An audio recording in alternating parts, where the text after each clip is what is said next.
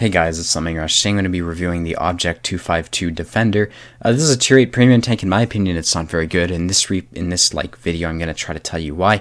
If you have ended up buying it, I'm going to try to give you advice on how to play it, but yeah, I don't really like this tank. So to start off, basically you've got this amazing gun, sort of amazing. You've got this big derpish gun. You've got 440 alpha, 225 pen, which is actually good. You'll have no trouble penning tier 8s and below. Even some tier 9s you can pen, and the accuracy and aim time's shit. So the typical Russian 122, I'd compare this to an IS-7 almost. As far as mobility goes, it's a heavy tank, it's slow. The armor's good. It's got a huge lower plate weak spot here, but the frontal plate is very difficult to pen unless you angle it, then it becomes easy. And I mean, the turret's easy. There's obviously these two weak spots here, but at medium range, you know, they're sort of hard to hit. As far as crew goes, I mean, this is my IS-7 crew. I've got brothers in arms because the gun handling is so shit. I actually think that's really important. Repairs, safe stowage, sixth sense, and, you know, the gun handling standard stuff. I've got armor and jack of all trades on my commander for those who are curious, and I think this is clutch breaking. So that's pretty much it. As far as setting this thing up, what I found is that this tank, like, the gun is just so shit. What I've done is I've done my best to minimize the shitty gun handling. So I'll open this up, you can read it, but basically it cannot snapshot. I mean, it can if you take a ton of shots, but it's not very good at snapshotting. It's not very good at aiming. It's not very good at shooting on the move, and so I've done my best to mitigate that with my equipment setup. So V-stab, gun laying drive, and rammer are what I use on this tank. As far as ammo loadout goes, I've started carrying 6 HE rounds because the gun accuracy is so bad. When you're shooting at tier 10 tanks, you can't, even with gold, you cannot reliably hit and pen weak spots of tanks. So the HE's there just in case I need it, and I mean, it's okay. You can do about 100 damage per shot to the turret of an E100. That's what I found. Anyways, this is basically the overview of this tank. I'm going to go look at a couple replays and talk about how this vehicle plays, and hopefully give some insight on why I don't like it and how you can make this tank work for you at the same time.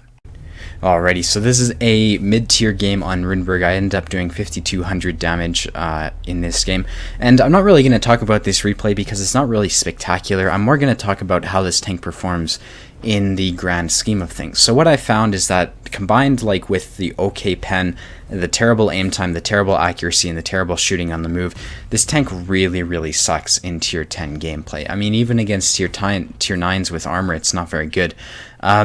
Basically what'll happen is you'll be forced to sit in front of people or take snapshots because the aim time is just so bad. So to me it feels a lot like a gimmick tank. If you've ever played a KV2 or a T49 or a Jagdpanzer E100, you've got these really high alpha guns and you just sort of have to hope your shot hits where you're aiming it, because realistically you have no practical way of consistently putting your shots where you want them to go.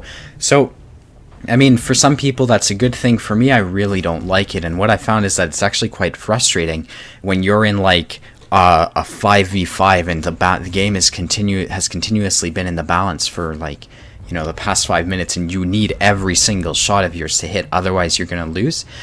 The aim time, the DPM, and just the fucking missing of shots when you need them to hit is the most infuriating thing, period. And that's coming from a Unicum, right? Like, I play to win. I didn't buy this tank for credits. I'm more about winning, and like, I love winning those situations. Now, if you're playing this for credits, the aim time will again bite you in the ass. What you're gonna find is that you basically shoot $1,000 shells. I haven't actually checked their price, but they're gonna be expensive realistically. And you consistently miss them. Like, there's been games where I've shot at one tank and the shot goes underneath his tank and hits the tank behind him, and the only reason I hit anything is because I got lucky. But I mean, if you just watch this replay, a lot of my shots aren't aimed and they shouldn't be penning. Like, to me, this is a very lucky replay, not much skill involved at all. So I'm gonna fast forward it a bit. I feel like this is boring.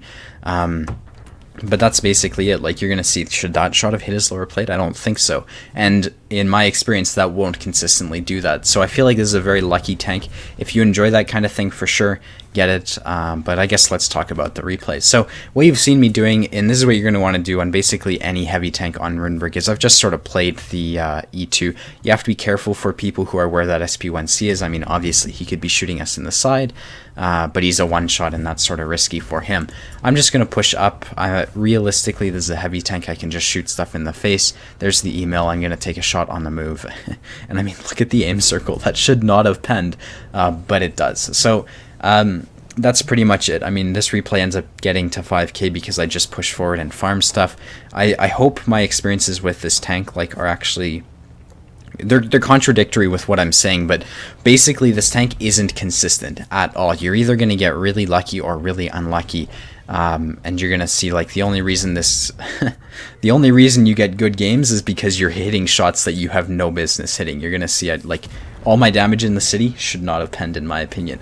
So if it comes down to it, do I think you should buy this tank? My answer is no. I think you're actually going to have a lot more fun with a super Pershing for half the price. Like if you're looking for a tank that's going to make you credits and isn't very expensive, or I mean even if it is expensive, I feel like the super Pershing is just going to do a better job, period, because the super Pershing can actually penetrate shots, can actually do what you need it to when you need it to, and it's a bit more consistent. So I would suggest don't buy into the hype. Everyone says this thing's overpowered and stuff, and that's sort of true.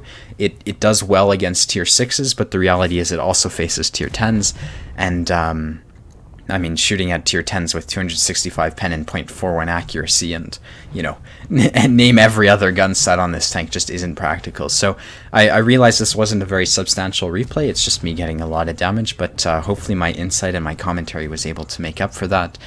And yeah, I mean, this tank is just so bullshit. I hate it. Just the way it misses shots and the lack of consistency. I absolutely hate this tank. So yeah, let's go take a look at the end plates. Alrighty, so here are the results for the Rinberg game. Mastery badge, 160k credits, 2.8 XP. High caliber, 5.2k damage, 5 kills. Now, a lot of people are going to say, wow, look how many credits this thing earned. You're probably going to get similar results if you do 5.2k damage and 1800 assisted in a super Pershing or anything. Like, I'm 90% sure that every single premium tank has had its credits made too similar, so the damage results are now going to be the same. You can see I profited 118,000. I spent 36k on credits. The reason you have to carry so much gold, and the reason I ended up shooting gold, is because the second you get into tier 10 games, you're going to be shooting a ton of gold, and you're going to start missing a lot of those gold shells, so you actually need a ton of gold shells on this tank. So yeah, that's my Rinberg game. Let's go look at the next game I played. Alrighty, so we're on the map Serene Coast. I'm with Wizzle here. I don't know how to say his fucking name. But basically what happens is I was mentoring him and we're on Serene Coast. Basically what's going to happen here is we look at their lineup and I say, okay, well, they've got like 6 heavies. Let's go fight their heavies. So we're going to the 9-0. If they had mediums, I'd be up at the 1 line, especially considering they have no RD. So we're coming to here. We're expecting a really bad, like, not favorable odds. It's going to be like a 2 versus 6 or so, especially if you look at where our team is. This guy's coming to help us, which is good. But basically, we're expecting to find a huge amount of enemy tanks here. So we're being semi-aggressive. We want to play to our TDs who are behind us. And you can see, I'm just going to focus on pumping out shots. The more shots you take, the more you're going to hit stuff. So I'm driving up. There's this T26E5. Wizzle's sort of aggressive. One thing I want to point out is this position is okay. You're going to notice how I have to select my targets here. The aim time on this tank and the accuracy is so bad that I didn't feel comfortable shooting at the T26E5. So I shot at, you know, the tank I could pen and I got the kill. And that's typically what's going to happen with this tank. You're going to have to pick your shots because the accuracy isn't going to hit stuff reliably. You're going to see right here, I'm just waiting for the defender to back up. If the T26E5 shoots, which he does, I might be able to pop a shot into him. And you can see I do that right here. But the T34 is an easier shot to pen, so I go for him instead. This is basically the crux of heavy tank gameplay. A lot of it's just like shooting people when they're reloading. I don't think there's a lot of skill to it. You're going to see I'm going to go for this defender as he crosses. You can see he's doing that, so I prepare for that shot. And this is what I mean when I say shots hit the dirt. That was 80% on his tank, and it still managed to hit the dirt, and so you're going to find that's going to be very expensive. Right now he's getting YOLO'd, so I'm going to back up. I don't want to be dealing with the T26E5 and these 4 tanks, so you know, I want to help out my platoon mate if I can, but I sort of need to suppress the 2 tanks coming in from his rear to give him the best possible chance at dealing with the 2 or 3 right in front of him. The defender looks like he's sort of YOLOing me. It looks like he wants to kill me instead of everyone. You see I aim for the T26E5. The shot goes underneath his tank and hits the T34. Like, honestly, this gun handling is terrible. A lot of this game felt extremely lucky that I hit some of the shots I did. So I'm going to push in. I want to help out my platoon mate. And when you're in a situation like this, you want to shoot the lowest HP possible. We go for the kill on that defender because we were using voice comms, so that's what we did. And next is going to be the T-26E5. Now he's low on HP. We're about the same actually, and I just want to start taking hits because if he starts losing hit points, you know, he's going to die. We focus fire the T-26E5 down together, and we've both got above 1,000 hit points. So right here, I've got some lucky shots. I've got the hit points to take hits. So you can see I'm doing that. I'm just, who cares if this SU-100 pens me? I'm going to do 400 damage to him, and you can see it at 380 right there. Right now, we're just sort of waiting for this DPM to work, and we're going to kill stuff. This is what this tank is. When you're top tier like this, it's just so easy to play. It takes very little skill. It's a very easy tank to play, so I definitely suggest it for average players if they're gonna if you're sort of able to get top tier often, and a lot of that sort of depends on the time of day that you're playing. So that's my opinion. You're gonna notice that this replay wasn't specifically challenging, but I ended up getting 4,300 damage and like something like 130,000 credits. I'll go link the end plates in the description, and maybe I'll cover them. We'll see. Realistically, the game's over. I'm just going to push through. There's a tiger with like 1,000 HP left, so I just push into him, get my 4.3k damage game, and that's pretty much it.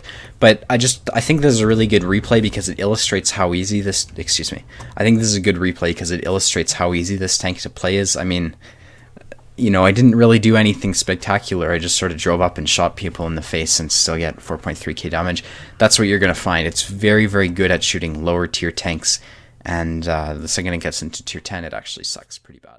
Alrighty, so for the Serene Coast game, Mastery Badge First Class, 123,000 credits, 2.4k XP, Brothers in Arms, High Caliber, and 4.4k damage-ish. In the end, we profited 104,000. We spent a lot less on ammo this game because we fired, like, way less gold. So, yeah, I mean, when you're top tier, this thing makes amazing credits, but the problem that I have with this tank is tier 10. It just absolutely sucks in tier 10. So, yeah. Alrighty, so a lot of people are going to be overhyped about this tank. They're like a lot of people, even at, you know, some more gaming people I've talked to, they think this tank is overpowered. And, you know, I'd really like to prove a point. So I play this game for fun. I know what I'm about to do is going to trigger a lot of people, but the reality is I don't want a tank that isn't fun, and I'd much rather make use of this tank. So what I'm going to do is I'm going to sell this tank right now, and you can watch me do that. I think I'm going to keep the equipment, of course, get rid of the ammo. Like, I really have no intention of ever playing this vehicle again. The only reason I bought it was for the review, so 226780. And, yeah, there we fucking go. Finally. Like, I absolutely hate it. It actually feels really good. I hated that tank, so hopefully I didn't piss anyone off by doing that, but I feel like I need to simply to, like, get my point across. I don't enjoy this tank. I think it's dreadful, especially considering the matchmaking it gets. And if you're going to spend 65 Canadian pesos on a tank, I would suggest you get a Super Pershing or, like, really anything else. Like, there are so many other good tier 8 premiums in this game. I personally would recommend the Super Pershing because that's way less frustrating than this vehicle. Like, fuck, just played tier 10 games. It's absolute trash. So hopefully this video is helpful and informative. I appreciate that a lot of people won't like me selling a tier 8 premium tank, but yeah, thanks for watching. Hope to see you around later, guys. Bye bye.